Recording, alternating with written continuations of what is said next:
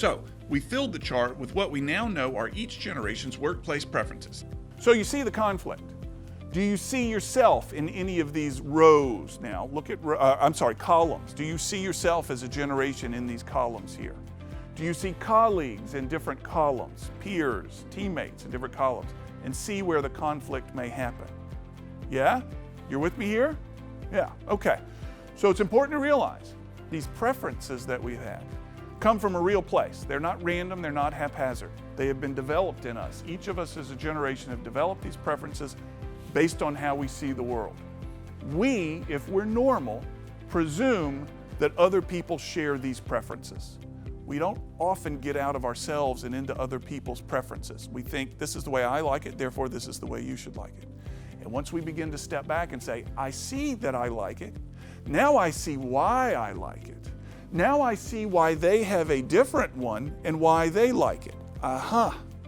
For me to become the best at what I'm able to do, to manage this team the best, I got to set my preference aside and pick up their preference, because they're going to go to the wall for me if they like me.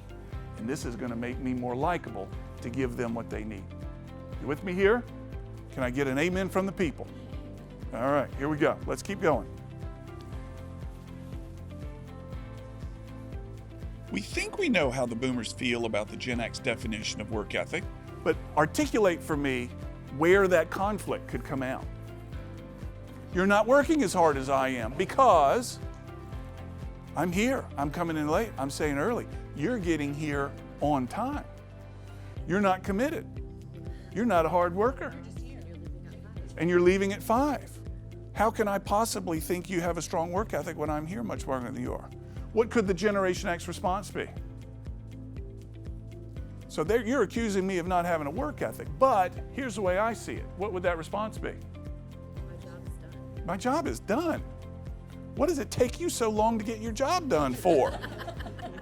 Why does it take you so long? What are you doing here?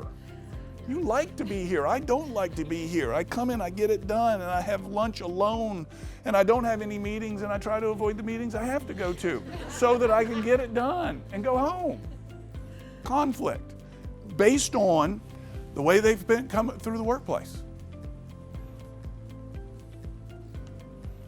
Let's now take these ideas out of concept and into our daily work.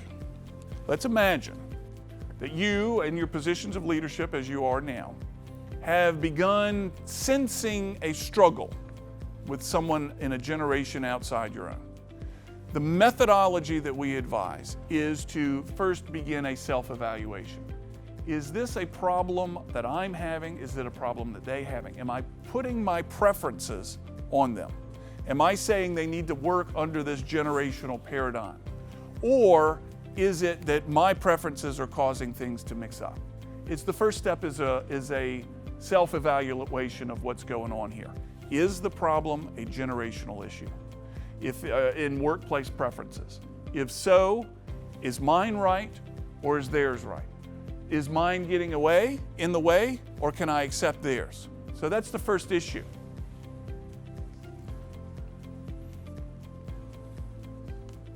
Each generation values its own workplace preferences, and they're different in the way they value them. In one, the manager, you in the room, you guys are here in the room because you're in positions of leadership and management. This is the way it should be.